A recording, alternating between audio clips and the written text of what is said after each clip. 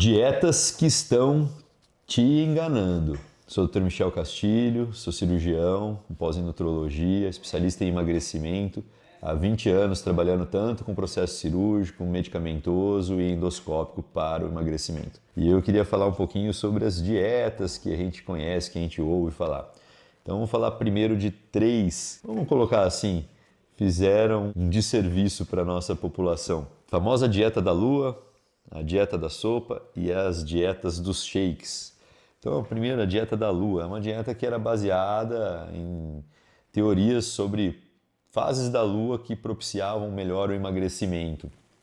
O que a gente observa na prática disso? Não tem sentido biológico, nossa biologia não responde, ao contrário do que algumas coisas de maré, crescimento de plantações, nosso corpo não responde às fases da lua, nossa biologia não responde dessa forma. Então o que a gente vê na prática? Desequilíbrios nutricionais, perda de massa magra excessiva e um rebote muito grande. Dieta da sopa, a mesma coisa, a gente acaba tendo uma carência de nutrientes muito grande com a restrição de alimentos com esse tipo de dieta. E aí deficiência nutricional, perda de massa muscular excessiva e um reganho de peso muito frequente, porque a pessoa não consegue manter e quando mantém acaba fazendo desnutrição. Perfeito? E uma empresa que ficou muito famosa no passado aqui no Brasil, com dietas baseadas em shakes para substituir refeições, que a gente teve como grande, apesar de ter muitos nutrientes que eles colocavam dentro desses shakes, tinha muito fitoterápico, e esses fitoterápicos foram associados com muitos quadros de hepatopatias. A Universidade de Campinas, a Universidade Estadual aqui de Campinas fez um estudo, uma época, sobre os produtos até, e mostrou lá que alguns fitoterápicos que existiam naqueles shakes, em algumas pessoas causavam hepatopatias, aí, pacientes que acabaram indo até com internação por conta desses fitoterápicos, né? Então, uma coisa que oferecia risco em alguns pacientes, então uma dieta que, gente, nada substitui o velho e bom arroz com feijão, fazer o básico, que é comer de forma adequada, bem distribuído, que é a reeducação alimentar e não um processo de dieta mágica. Não existe mágica no processo de emagrecimento. Mas aproveitando esse vídeo aqui, vamos falar um pouquinho das dietas que se tornaram famosas e se elas têm aplicabilidade real ou não. Então vamos dar uma passeada nisso. Low Carb, uma dieta que é baseada em restrição importante do consumo de carboidratos. Ela tem sua função quando bem aplicada, em momento aplicado. Então, quando era uma perda de peso adequada, desde que tenha um manejo adequado, quando tem uma resistência periférica à insulina em pacientes diabéticos, em pacientes que estão pré-diabéticos, pacientes que têm insulina muito alta, pacientes que têm um percentil de gordura muito alto e precisam de uma perda de peso mais rápida, a dieta low carb, ela pode ser bem indicada por um período. A gente pode trabalhar com low carb por um período para atingir um determinado objetivo e depois a gente volta no velho e bom remanejamento da reeducação alimentar de forma individual. Dieta cetogênica é uma dieta onde a gente tem quase que total abolição do consumo de carboidratos, a gente basicamente fica com o consumo de proteínas e gorduras para a nossa manutenção. Uma dieta que ela causa muita perda de energia, muitas pessoas relatam cefaleia durante a aplicação dessa dieta. No começo, os 3 primeiros dias é fantástica, mas depois os pacientes sentem muito perda de energia, acabam performando muito mal na atividade física por conta da restrição de carboidrato.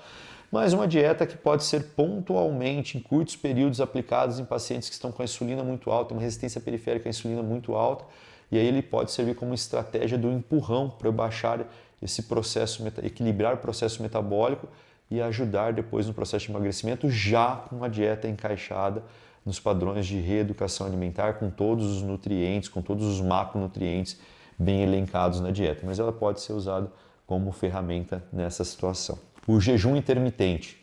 Esse vídeo está sendo gravado em 2026, hoje nós estamos em junho de 2026 e meados de março saiu uma atualização, uma grande meta-análise de estudos sobre o jejum intermitente, onde a gente acabou com desmistificou aquela dúvida que a gente tinha, jejum intermitente serve, é bom, resolve todos os problemas do processo de emagrecimento, de controle de peso. Bom, essa meta-análise que saiu em março, ela acabou com isso, mostrando que os supostos efeitos metabólicos que o jejum intermitente causavam no organismo, pensando em longevidade, manutenção do metabolismo, mitigar o envelhecimento, que eles não são reais. O que o jejum intermitente, a única coisa que ele se mostrou como força de evidência é que, como eu tenho menor tempo para me alimentar, ele pode ajudar em algumas pessoas que têm essa predisposição, pode ajudar essas pessoas a ajustar a sua restrição calórica. Quando a gente está falando de emagrecimento, a gente tem que fazer restrição calórica. Então, em alguns pacientes, o processo de jejum intermitente, como diminui o período a se alimentar, ajuda no processo, no manejo da restrição calórica. É a única, cientificamente, é a única coisa que se comprovou efetivo o jejum intermitente. Então, para algumas pessoas se adaptam bem a esse processo, se sentem bem com isso. Eu, particularmente, tenho uma crítica porque é difícil a gente colocar todos os macronutrientes necessários para manter boa massa muscular, dar energia para esse paciente ao longo do dia, distribuído em poucas horas, mas algumas pessoas, que eu falo sempre de individualizar os tratamentos, algumas pessoas vão se adaptar e ter essa ferramenta com uma boa estratégia. Dieta mediterrânea. A dieta mediterrânea, isso comprovadamente, o padrão de dieta mediterrânea, que é rico em folhas, restrição de carnes vermelhas, mais consumo de proteínas ricos em ômega 3, ou seja, rico em gorduras boas junto com a proteína. E aí a gente fala muito de peixes, né? Acréscimo de ômega 3 de fontes outras, como por exemplo azeite, castanhas.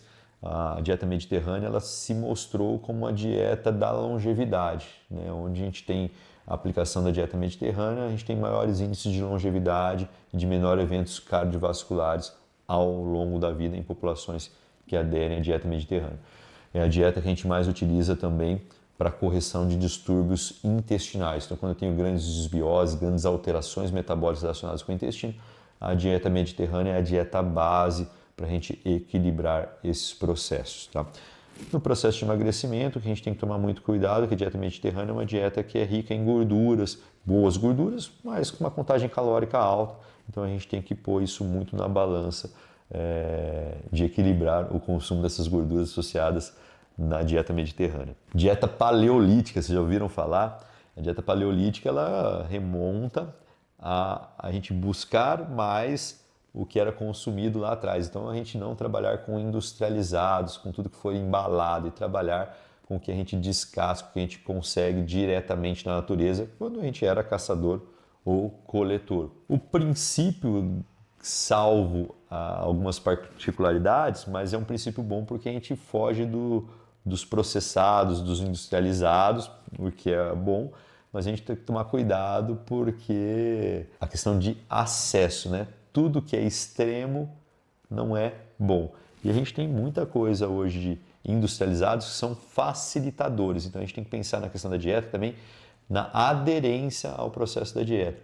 Então excluir completamente industrializados talvez não torne factível. Um exemplo prático disso, às vezes para bater meta proteica você lança mão de um industrializado famoso hoje, que é o whey protein, que ajuda muito no manejo de meta proteica, desse macronutriente, para que eu não perca massa muscular ou que para eu construa massa muscular durante o processo de emagrecimento e de controle da saúde. E agora o pessoal está muito famoso, muita gente falando da dieta carnívora, né? Onde você se alimenta basicamente de carne e exclui outras fontes de alimento. O ser humano, ele basicamente é onívoro, né? Então temos algumas características evolutivas que confirmam isso, corroboram isso, para não haver discussão. Por exemplo, a gente tem os incisivos para cortar a carne, os caninos para rasgar e os molares para macerar alimentos, grãos, coisas com fibra, né?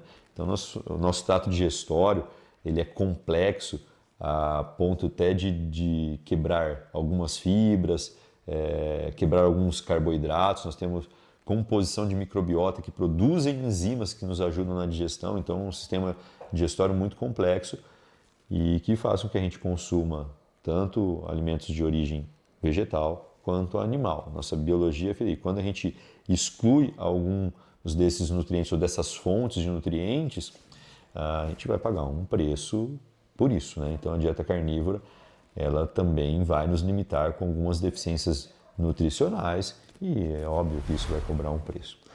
Esse vídeo foi para a gente passear um pouquinho sobre as dietas, espero ter trazido algumas curiosidades e alguns ganhos para vocês aí. Até o próximo vídeo.